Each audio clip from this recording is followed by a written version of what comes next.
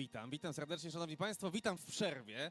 Tutaj już rozstawiamy nasze siedzonka, dlatego że zapraszam oczywiście wszystkich fanów na przerwę aktywną. Możecie sobie oczywiście włączyć tam wodę na herbatę, ale zostańcie z nami. Pełen emocji mecz, pełne emocji widowisko. Nie możemy niestety teraz o nim, tym meczu porozmawiać, nie możemy zdradzić żadnych szczegółów, ponieważ gracze nas słyszą, ale na pewno zaspokoimy wasze oczekiwania co do przyszłości Herosów. A póki co zapraszam na scenę mojego kolegę oraz wielkiego włodarza H3GG Kesha, Michał Keszu, Baranik, poproszę o brawkę.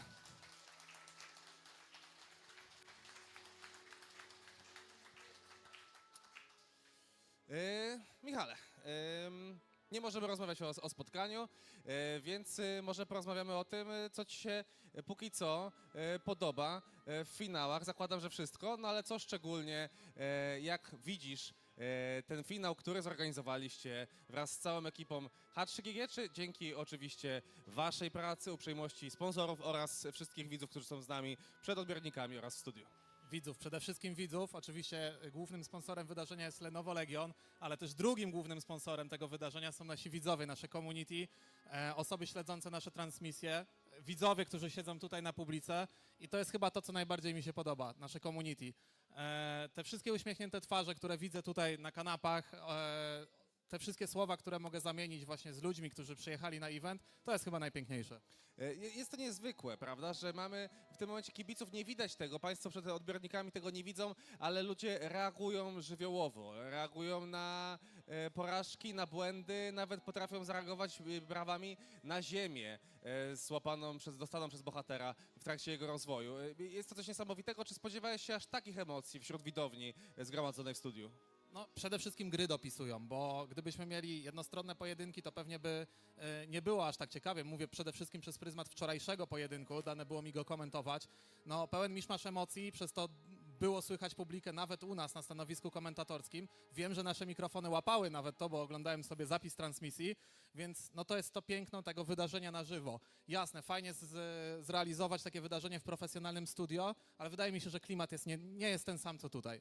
Oczywiście. Słuchaj, będziemy rozmawiać dzisiaj o przyszłości Herosów. Czy ja już mogę zdradzić, jaka jest pierwsza zaplanowana prezentacja, tak? Czy możemy prosić realizatorkę w takim razie o włączenie prezentacji z Heroes Golden Era? Olden Era.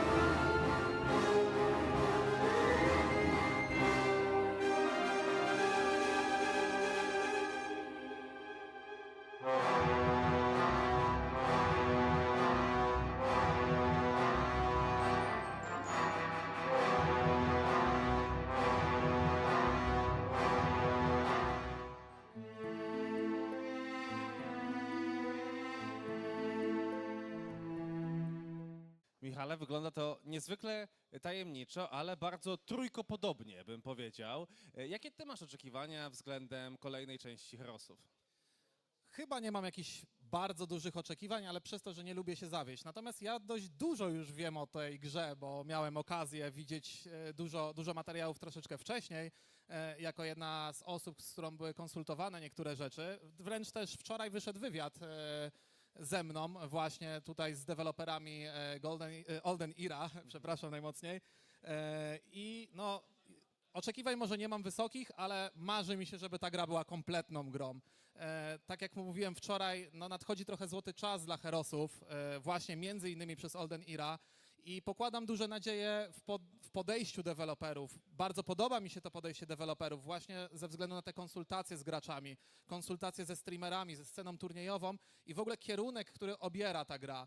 Bo poza oczywiście single playerem rozbudowanym, kampaniami i tak dalej, bardzo duży nacisk jest kładzony na właśnie multiplayer. To, czego brakuje nam w Horn of the Abyss. Mamy oczywiście multiplayer, działa on całkiem nieźle, ale wciąż jest to modyfikacja fanowska. To nie jest coś, co zaprojektował deweloper te 25 lat temu. Bardzo dużo tutaj rzeczy mówisz, ale też widzę, że nie do końca możemy porozmawiać o konkretach. Na szczęście, szanowni państwo, mamy człowieka, z którym o konkretach porozmawiać możemy. Ja dziękuję w takim razie, Michale, dziękuję za to, że byłeś. Wielkie brawa. Michał Geszu-Baranik. A ja zapraszam już w tym momencie na scenę, słuchajcie, community managera Heroes Olden Era, przed wami Etaril. Wielkie brawa.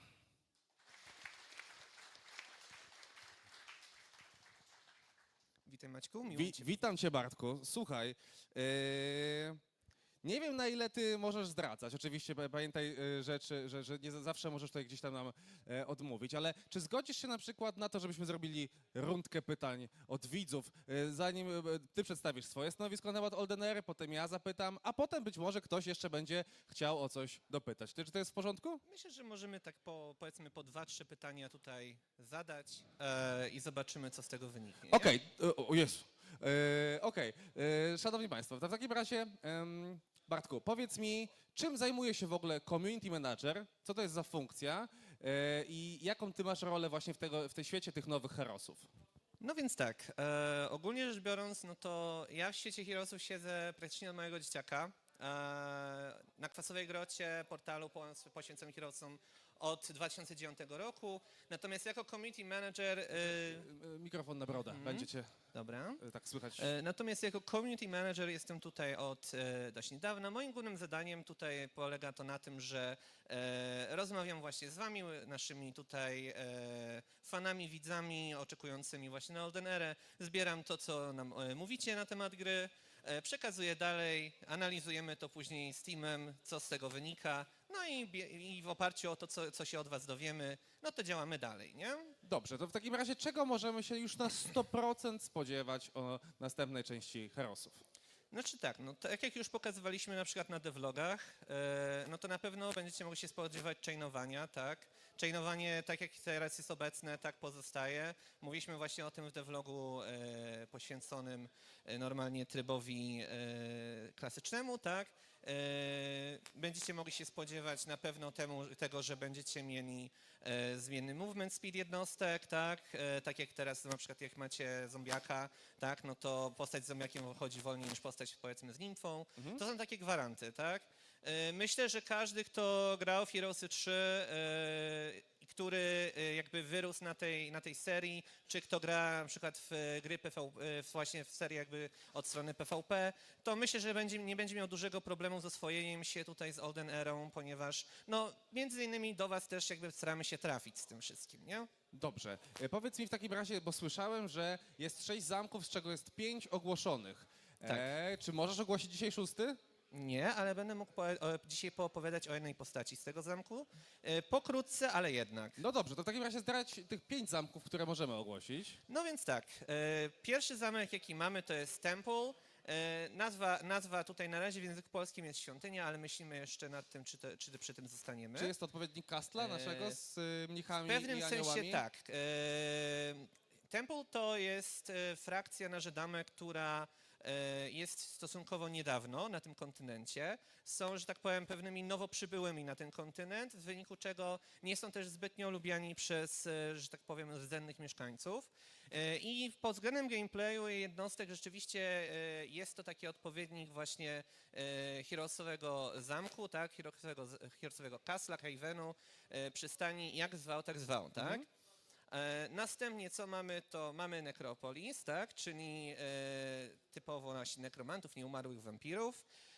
W przeciwieństwie do tego, co się na ogół działo w fabule, gdzie nekromanci byli przedstawieni jako ci źli, tutaj mamy troszeczkę inną sytuację, ponieważ Gildia Nekromantów w Żadam jest uznawana za coś może niekoniecznie dobrego, ale nie ma nikt przeciwko nim żadnych jakichś, że tak powiem, sprzeciwieństw, tak? Nikt nie jest im przeciwny. No i mają dość duży wpływ polityczny na cały kontynent.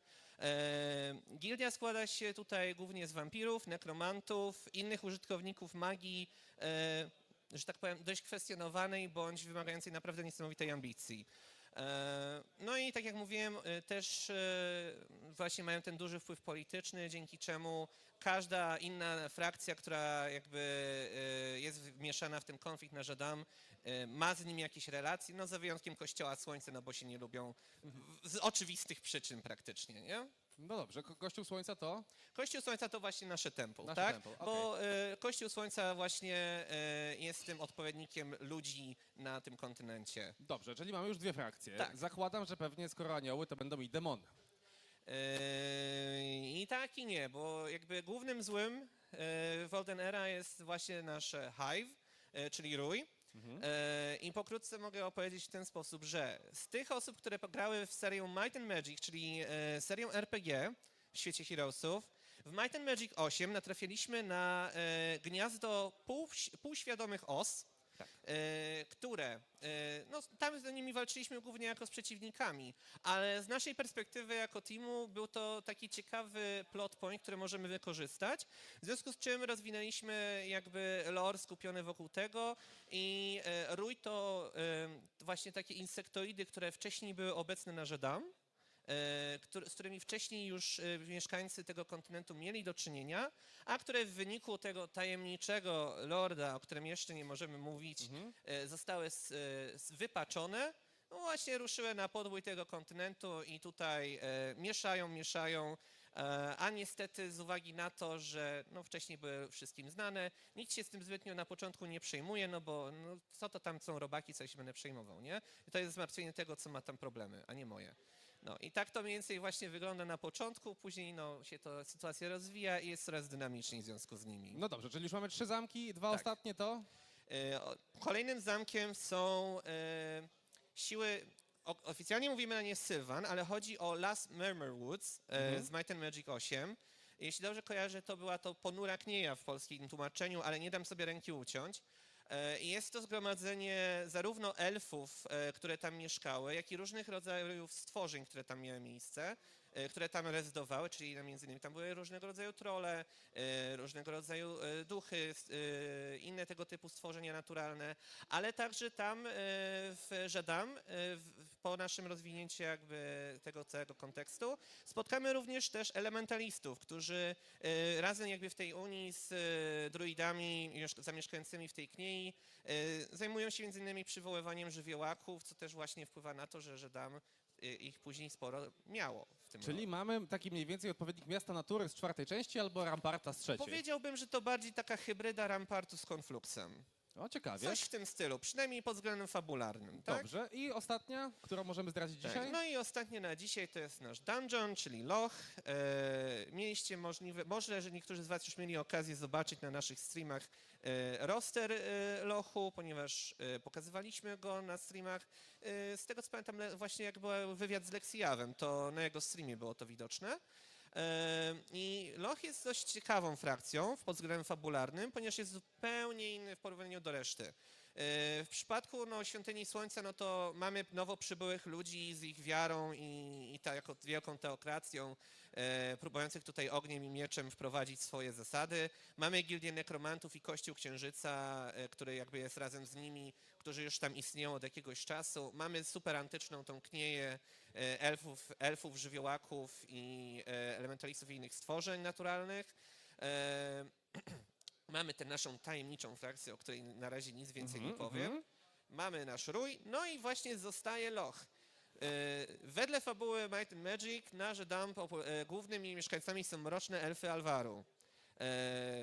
Skóra czerwona, dość wykwintny sposób architektury. I tutaj mamy taką sytuację, że w wyniku nastających problemów z rojem i z innymi wydarzeniami, które się będą działy w trzeciej kampanii, doszło do tak zwanego paktu alwarskiego. Jest to swojego rodzaju przymierze pomiędzy różnymi mieszkańcami Żadam, a właśnie mrocznymi elfami z Alvaru. I mamy tutaj właśnie dzięki temu w jednym zamku mroczne elfy, mamy minotaury, mamy meduzy, mamy innego rodzaju stworzenia, tak? Mamy smoki. No właśnie, bo o to chciałem zapytać. Ile mniej więcej, jak procentowo będziemy mogli się spodziewać przeniesienia jednostek z Herosów trzecich do Heros Olden Era? Powiem w ten sposób. My, jak staramy się projektować jednostki, to pracujemy nad nimi w ten sposób, żeby jednocześnie to było coś, co ma nasz jakby dotyk w tym, naszą jakby pasję i nasze jakby uczucie w tym włożone, ale też chcemy, żeby to było coś, co jak ktoś, kto grał w trójkę, spojrzy i powie: o, kojarzę, o, to było. I mniej więcej właśnie w tym kierunku idziemy, żeby to było jednocześnie ten poczucie tej klasyczności, ale z takim duchem troszkę modernizmu, niekoniecznie jakiegoś nadmiernego, ale jednak coś od nas, żeby też w tym było. No dobrze, to w takim razie jeszcze zanim przejdziemy do pytań od publiczności, ja bym chciał tutaj ciebie zapytać jako sam fan ogromny trzeciej części serii i zresztą też wszystkich, jak zamierzacie rozwiązać na przykład balans magii? Czy tutaj możesz coś stwierdzić? Widzieliśmy dwa czary, widzieliśmy meteora. Tak, dokładnie rzecz biorąc mieliśmy tutaj do czynienia z kulą ognia. Będziemy jeszcze więcej o niej mówić w nadchodzących kilku dniach. Jeśli chodzi o samą magię, mamy podział magii na 4 kategorie. Mamy magię świtu, magię zmroku, magię tajemną i magię pierwotną. Magia świtu skupia się właśnie, można powiedzieć, że jeżeli byśmy się odnosili do poprzednich części, to jest to mniej więcej magia światła, ale nie do końca. Magia zmroku skupia się wokół energii nocy, wokół rozwijania sekretów, tego typu sprawy, więc też będziemy tutaj myśleli raczej w tym kierunku, że jeżeli mamy do czynienia z magią zmroku, to pewnie będziemy tutaj myśleli o raczej debuffach niż buffach. Magia tajemna to wszystko, co, że tak powiem, jakby nie pasuje do pozostałych trzech, czyli jakiś tam czas, przestrzeń, tego typu rzeczy. Iluzja też. Więc tutaj mamy magię tajemną. No i magia pierwotna to jest typowo magia skupiająca się wokół żywiołów i wokół sił naturalnych, ale także z uwagi na naturę kontynentu Żadam, magia skupiająca się na zakłócaniu magii. Czyli jeżeli będziemy mówili na przykład o antymagii, to spotkamy ją w magii pierwotnej. Rozumiem. Dobrze, to w takim razie, czy ktoś tutaj jest z Państwa gotowy zadać pytanie na temat Orden Ery, czy wszystko jest póki co zrozumiałe? Tutaj jest, okej, mamy tutaj pytanie. Już uciekam. Cześć, Adam Pawłowski. Ja mam Miło takie mi. pytanie odnośnie tych schematów, o których mówiłeś, że przełamywałeś.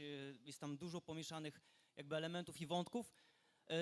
I w związku z tym, jeżeli to jest na tyle inne od tych pierwotnych wersji, to skąd w ogóle pomysł na tytuł Heroes?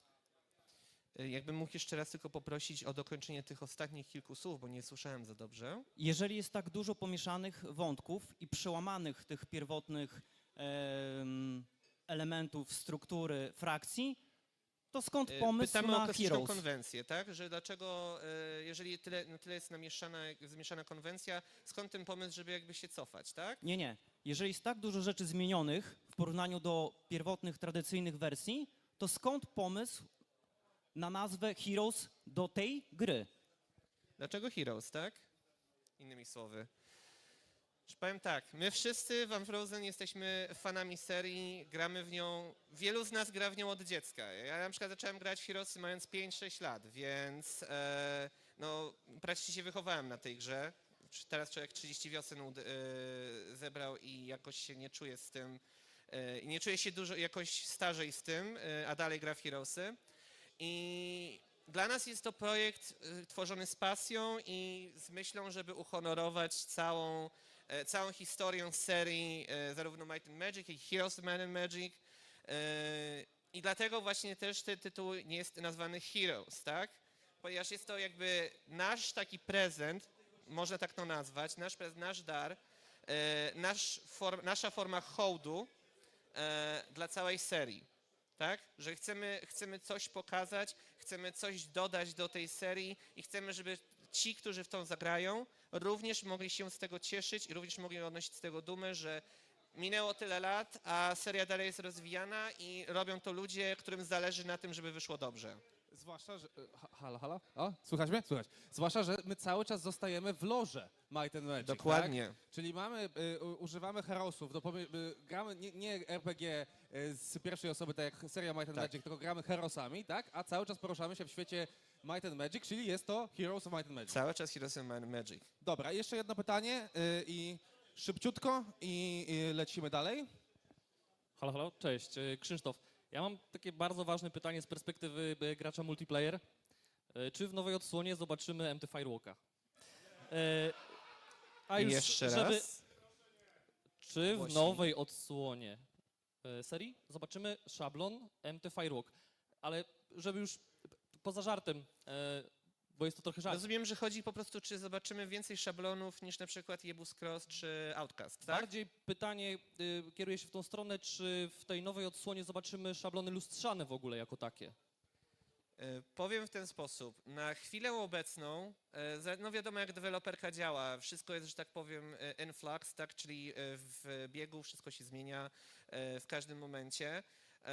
Myślę, że o ile nie mogę jakby powiedzieć oficjalnie, że tak, że będzie dany szablon, o tyle będziemy się starać na pewno, żeby to, co będzie popularne wśród społeczności, nie tylko polskiej, ale też i zagranicznej, z biegiem czasu, najwyższych możliwości, no i oczywiście tutaj życzeń społeczności, całego community, będziemy się starali no, raczej dodawać te szablony, jeżeli będzie taka możliwość i będzie na to czas oczywiście, tak? Ja mogę powiedzieć, że tak jak my już wspomnieliśmy oficjalnie, na pewno będzie dostępny Jebus Cross, tak? I na pewno będzie dostępny Outcast, tak? Który my nazwaliśmy tak ładnie po polsku jako samotnego wilka, no bo w polskim języku ciężko Outcasta nazwać w ten sposób, żeby on brzmiał dobrze, więc Tak, bo Outcast to wyrzutek, ale dokładnie tak. nie o to chodzi. Nie o to Bartku, chodzi. to jeszcze ostatnie pytanie od siebie. Czy zobaczymy bohaterów znanych z trzeciej części, przełożonych do Olden Era? Powiem w ten sposób, że tak, bo chciałem nawet akurat porozmawiać troszeczkę o tych bohaterach, których mieliśmy przedstawionych jako logo przed wprowadzeniem do gameplayu. I jak się niektórzy z was pewnie domyśleli, mamy na nim widocznego Lorda Tanta z Heroesów 3. Lord Tant, tak przy okazji wspomnę troszkę właśnie o fabule. Lord Tant jest bohaterem oczywiście Necropolis. Spotkamy go bardzo dużo w czasie kampanii, ponieważ będzie jakby jedną z głównych postaci, z którą będziemy mieli do czynienia. I ogólnie w grze będzie bardzo z nami często spotykany. Jest właśnie liderem Gildii Nekromantów i on będzie taką jedną z w sumie najważniejszych postaci, z jakimi będziemy mieli do czynienia. Okej, czyli spodziewamy się miksu, klasyki i nowości. Dokładnie, Czyli trochę czegoś powierzchowności. nowego, trochę czegoś starego, ale w ten sposób, żeby to się ładnie mieszało. Super, słuchajcie, wielkie brawa proszę dla Bartka, Etaril, Community Manager Heroes Olden Era. Dziękuję ci pięknie.